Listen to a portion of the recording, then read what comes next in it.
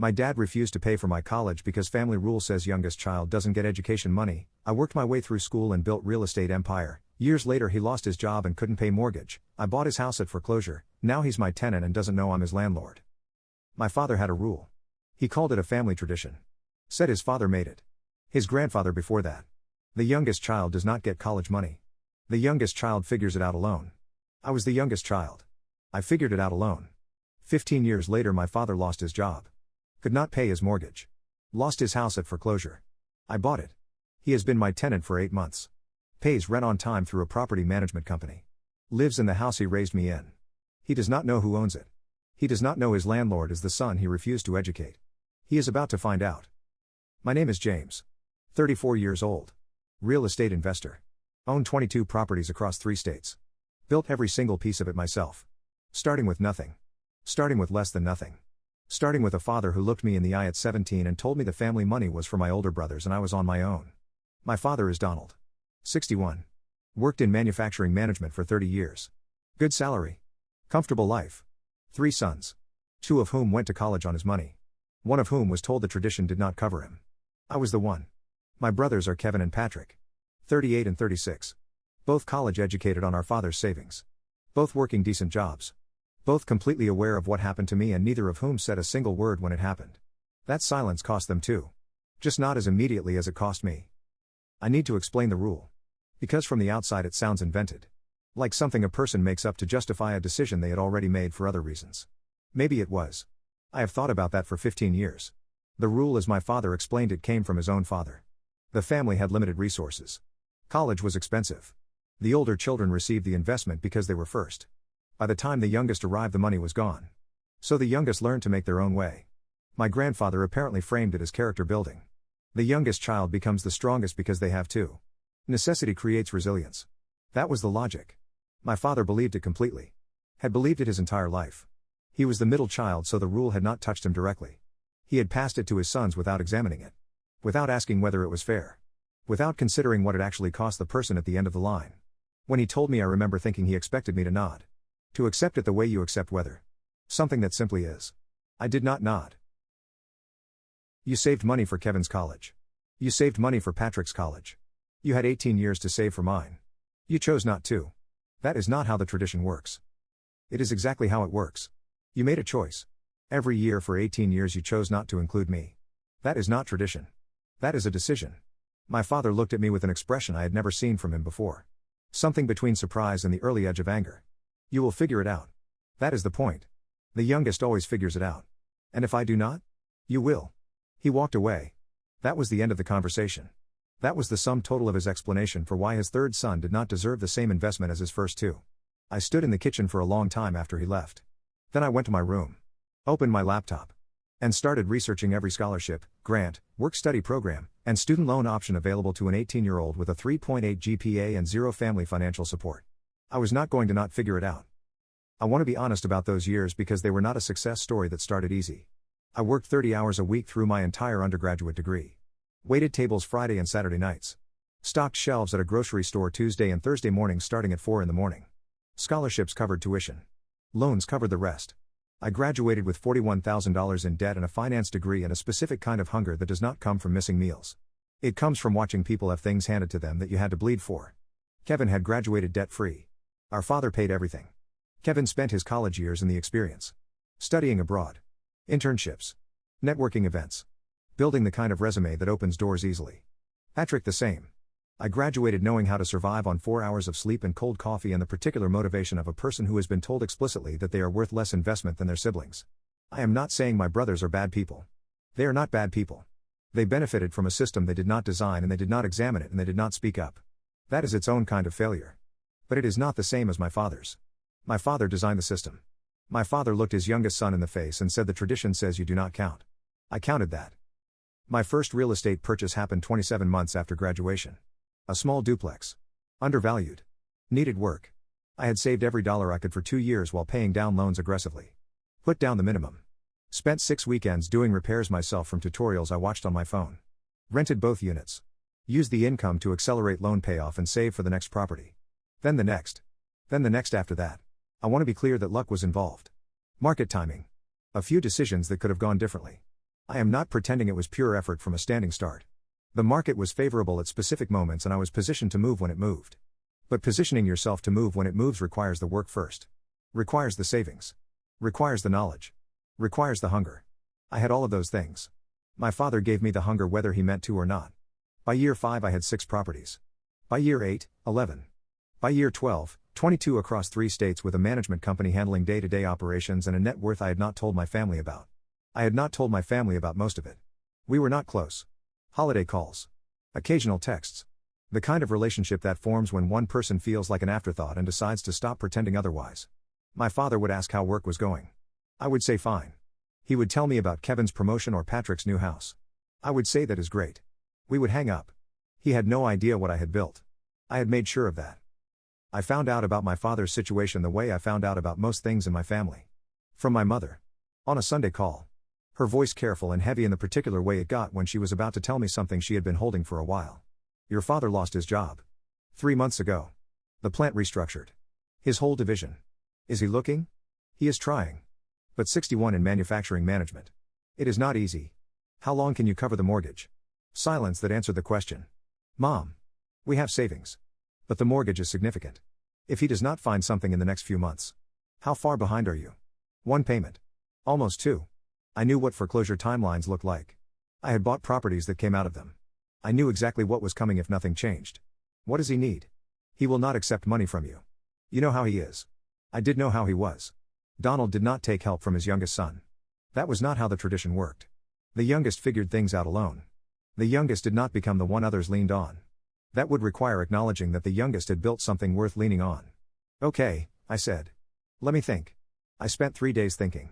Then I called my property manager. The house I grew up in is a 4-bedroom colonial on a half-acre in a neighborhood that had appreciated significantly since my parents bought it 30 years ago. Good bones. Maintained well. Worth considerably more than the remaining mortgage. When it went to foreclosure it came through the standard channels. My property manager flagged it before it hit the open market. I had standing instructions to flag properties in that zip code. She did not know it was my family home. I did not tell her. I reviewed the numbers. Made an offer. The offer was accepted. I own my childhood home. My property manager contacted my parents about leasing. Standard process. Background check. References. Lease agreement. My parents signed with a management company called Cornerstone Property Group. My name appears nowhere in Cornerstone's client-facing materials. My father moved from owner to tenant in the house he had lived in for 30 years. He signed a lease without knowing who held the deed. He has been there for 8 months. He has no idea. My mother knows. I told her the week after closing. Had to. She is not a person who can be kept in the dark about something this significant without it damaging her. Her reaction was complicated. James. He still has the house. The rent is below market. He is not being punished. He is being housed. He does not know. No. When are you going to tell him? I had been thinking about that since before I made the offer. The timing. The how. What I wanted from it. When it feels right, I said. Which was not a real answer and we both knew it. James. Your father made a mistake. A real one. But he is still your father. I know. What do you want from this? I thought about that question for a long time. What did I want? Not revenge. I want to be clear about that because it would be easy to frame this as revenge and it is not. I did not buy the house to punish him. I bought it because it was a sound investment in a zip code I was already targeting and because my father needed somewhere to live and I could provide it and control the terms. But underneath that. Underneath the clean financial logic. I wanted him to know. Eventually. I wanted him to understand what the youngest son had built while being told he did not count. I wanted the tradition to have a face. To have a name. To have a property deed with my signature on it. I wanted him to see me. Not perform being proud of me. Not say the right things because the situation required it. Actually see me. The way he had not seen me at 17 when he walked away from the kitchen. I want him to understand what he built when he told me I was on my own, I said. My mother was quiet for a long time. Okay, she said finally. Okay. Last week Kevin called me. Kevin who had said nothing at 17. Kevin who had taken his education money and never once in 15 years acknowledged what that moment had cost me. Mom told me, he said. About the house. Okay. That is a significant thing you did. Which part? Long pause. All of it. The buying. The housing them. The not telling him. He is not being harmed, Kevin. The rent is fair. The house is maintained. He has somewhere to live. I know. That is not what I mean. Another pause. I should have said something. When Dad told you about the college money. I should have pushed back. I did not. I was 21 and I told myself it was not my business and I let it happen. I did not say anything. I am sorry, he said. For what it is worth 15 years later. I am sorry. I thought about what that apology cost him. Whether it was enough. Whether anything was enough. I hear you, I said. We were quiet for a moment. When are you going to tell Dad? He asked. Soon, I said. I am telling him this Saturday. I am going to drive to the house I grew up in. The house I now own. I am going to sit across from my father at a kitchen table I could buy and sell 20 times over, and I am going to tell him the truth. Not to upset him. I need to be clear about that even now. Not to perform the moment. Not to watch him realize and feel satisfied by his expression. Because he deserves to know. Because I deserve to be seen. Because the story that started in that kitchen 17 years ago deserves to have an ending that both of us are present for. He told me the youngest figures it out alone. I figured it out. And on Saturday he is going to understand exactly what that means. I drove to the house on a Saturday morning in October. Parked on the street. Sat in my car for a few minutes. Looked at the colonial I had grown up in. The half-acre. The oak tree in the front yard that I had climbed every summer until I was 12. The driveway where I had learned to ride a bike and where I had stood at 17 watching my brothers leave for college with our father's money and understanding for the first time what the tradition actually meant for me. I owned all of it now. The oak tree. The driveway. The mailbox with my parents' name on it. I got out of the car. My mother answered the door before I knocked. She had known I was coming. Her eyes asked me something I did not fully answer. He is in the kitchen, she said quietly. My father was at the kitchen table with coffee and the newspaper. He looked older than the last time I had seen him in person. The job loss had done something to his posture. Something in him was sitting differently. Smaller. He looked up when I came in. Surprised. We did not do unannounced visits. James. I did not know you were coming. I should have called. I wanted to talk to you about something. He gestured at the chair across from him. I sat. My mother stayed in the doorway. How are things? He said. The standard opener. The one that had covered 15 years of distance. Things are good. Work is good. That is actually what I want to talk about. He wrapped his hands around his coffee mug. Waited. I had thought about how to say this for 8 months. Had rehearsed versions of it. Had considered being clinical about it. Just the facts. Property investment. Sound financials. Cornerstone Property Group. But sitting across from him in the kitchen where he had told me I was on my own, I found I wanted to say it plainly. Dad. I own this house. He looked at me. Cornerstone Property Group is my company. I bought this property 8 months ago when it went to foreclosure. You and Mom have been my tenants since October. The kitchen was very quiet. My father's expression moved through several things. Confusion first. Then the beginning of understanding. Then something I did not have a clean word for. Something that was not quite any single emotion but several at once. You. He stopped. Started again. You bought this house. Yes. You have been our landlord. Yes. For 8 months. Yes. He looked at the table. At his coffee. At his hands. I watched him process it. Watched him build the picture. The foreclosure. The management company. The lease he had signed without knowing who held the deed. Why, he said finally. Not angry. Not loud. Just the word. Because it was a sound investment in a zip code I was already targeting. And because you needed somewhere to live and I could provide it. That is not the whole answer. No, I said. It is not. I had told myself I would be calm. I was calm. But calm and honest are different things, and I had promised myself I would be both. You told me at 17 that the tradition said I did not get college money. That the youngest figures it out alone. You walked away from that conversation like it was settled. Like the tradition covered it and that was enough. He did not say anything. I figured it out. I worked 30 hours a week through college. I graduated with $41,000 in debt. I bought my first property 27 months after graduation. I now own 22 properties across 3 states. I paused. I bought the house you raised me in because I could and because you needed it and because I am the youngest son who was told he did not count, and I wanted you to know what that youngest son built. My father looked at me for a long time. James. I am not asking for an apology. I am not sitting here to punish you. You are not being harmed. The rent is below market. The house is yours to live in for as long as you need it. That is not changing. Then what are you asking for? I thought about my mother's question. What do you want from this? I want you to see me. Actually see me. Not the youngest son who was told to figure it out. The person who did. I want you to understand what that conversation in this kitchen cost me and what I built with it anyway. The kitchen was very quiet for a long time. My father did not speak for what felt like several minutes. My mother had moved from the doorway to the counter. Standing with her arms wrapped around herself. Not intervening. Just present. When my father finally spoke, his voice was different. Lower. Something stripped out of it that had always been there before. The certainty. The particular confidence of a man who believed his instincts were sound. I told myself the tradition was true, he said. That it built something in the youngest. Character. Resourcefulness. I told myself my father was right and I was passing something valuable to you. I waited. But I watched Kevin go to college and I watched Patrick go in somewhere I knew. I knew I was making a choice. Not following a tradition. Making a choice. And I walked away from that kitchen because I did not want to examine the choice I had made. Why? He was quiet for a moment. Because examining it meant admitting I had enough. That there was money for 3. That I chose to use the tradition as a reason not to give it to you. He looked at his hands. I do not know why I did that, James. I have thought about it since your mother told me what you had built. I do not have a clean answer. I am not asking for a clean answer. What are you asking for? I already said. He looked up. Met my eyes. And I watched something happen in my father's face that I had not seen before in 34 years. He saw me. Not the youngest. Not the one who was supposed to figure it out. Not the son at the end of the line where the tradition ran out. Me. James. The person sitting across from him in the kitchen where it started. I am proud of you, he said. I had waited 34 years for those words. They landed in me and found something to hold on to. Not everything. Not all of it. But something. I know I have not earned the right to say that. I know it is late. I know pride for me is not worth what it would have been worth when you needed it. He stopped. Started again.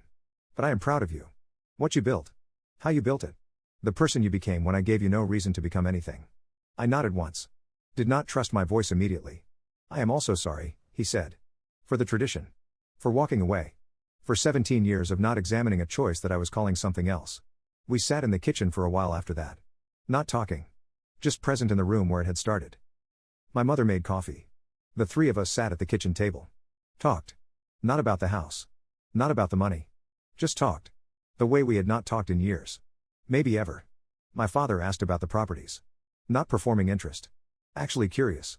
Asked how I had learned what I learned. What the first purchase felt like. What I would do differently. I told him. More than I had planned to. At one point he said, you would have been good at it even with a degree funded. Maybe better. Maybe the hunger was part of it. Maybe, I said. But I would have liked the choice. Yes, he said. You would have. I should have given you the choice. I want to be honest about what that conversation fixed and what it did not fix. It did not fix the years. Did not give back the 30 hours a week at 19. Did not cover the $41,000 in loans that I paid off while my brothers started their over 18 lives without that weight. Did not undo the specific loneliness of being the one at the end of the line where the investment ran out. Those things happened. They are part of what I am made of now. Some of it I would not trade. The hunger. The knowledge that I can build something from nothing because I did. The certainty that I do not need anyone's money to survive. But some of it I would trade. The years of being told in 100 quiet ways that I was worth less investment. The silence from my brothers. The walking away in the kitchen. I would trade those without hesitation. What the conversation gave me was the thing I had said I wanted. He saw me. He said it out loud. He called his choice what it was and did not dress it in tradition. That is not nothing. It is not everything. But it is not nothing. 3 weeks after that Saturday my father called me. I have been thinking about what you said. About wanting the choice. About what I took from you by not giving it. Okay. I cannot give back the years. I know that. But I want to do something. I have a small amount saved still. Not much. But I want to give it to you. Not as repayment. I know it is not repayment. As acknowledgement. That I owe you something I cannot fully pay and this is what I have. I thought about it for a moment. Keep it, I said. Put it toward the rent. When I decide what to do with the property long term I will let you know. But keep the savings. James. I do not need the money, Dad. I never needed the money after a certain point. I needed you to see me. You did that. Keep the savings. He was quiet for a moment. Okay, he said. Thank you. You are welcome. Here is where things stand now. My parents still live in the house. The rent is still below market. I have no plans to change that. My father and I talk more than we have in 15 years. Not every week. But regularly. Real conversations. Not the surface ones about Kevin's promotion and Patrick's house. Kevin apologized to me in person 2 months after the Saturday. Drove to meet me. We sat in a restaurant for 2 hours. He talked about what he had understood at the time and what he had told himself and what he understood now. It was not enough to cover 15 years of silence, but it was honest and I respected the honesty. Patrick called. Did not apologize directly. Said he had not realized how it had affected me. That is its own kind of answer. I heard it for what it was. My mother is relieved. She has said that several times in several ways. That she spent years watching 2 things she loved move apart from each other and she is relieved they are moving differently now. I think about the tradition sometimes. My grandfather's rule. The youngest figures it out alone. I wonder if my grandfather knew what he was building. Whether he understood that a rule about money is always a rule about worth. Whether he thought about the youngest child sitting in a kitchen being told the investment stopped before they arrived. Maybe he did not think about it at all. Maybe it was just a practical decision that became a story that became a tradition that became the thing my father said to me at 17 without examining it. That is how a lot of damage gets done. Not with intention. With inheritance. With the unexamined things we pass down because they were passed to us. I broke the chain. I do not have children yet. But when I do, there will be no tradition that stops at the youngest. No rule that says this one figures it out alone. No kitchen conversation where a child is told the investment ran out before they arrived. That stops with me. Last month I drove past the house on a Tuesday. Not to visit. Just driving through the neighborhood. The oak tree in the front yard had turned fall colors. Orange and deep red. I sat at the stop sign for a moment and looked at it. The house where I was told I did not count. The house I bought. The house my father lives in now as my tenant. There is no clean version of this story. No version where everyone is fully redeemed or fully punished or fully anything. Life does not move in those clean lines. But my father saw me. Said it out loud. Called his choice what it was. And I built 22 properties starting from nothing, starting from a kitchen table, starting from a tradition that said the youngest does not count. I counted. I have always counted. It just took the deed to his house for him to finally understand that.